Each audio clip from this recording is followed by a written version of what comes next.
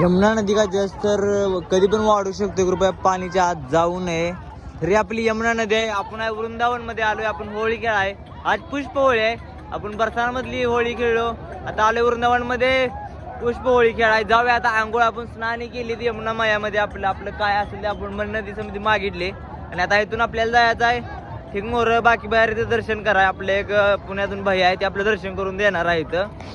आणि गर्दी बघा किती आहे. सायकल आपण आपली पार्किंग केली आहे, तर म्हणताला सायकल कुठं आहे, तर सायकल आपली तिथं पार्किंग केलेली आहे. आपण पार्किंगला फिरतो, संध्याकाळ जाताना सायकल घेऊन जायची, परत आपला टेंट लावून एक नंबर करायचं आणि असं ह्याच्यावर चालतोय आता. अरे बाबा, आणि वृंदावन मथुराला कोण आला असेल तर कमेंट करा, किंवा वृंदावन मथुरा मध्ये कोण असेल तरी पण कमेंट करा. तुमचा भाव इथंच आहे. आज उद्या भेटू आपण नक्की. हर हर महादेव.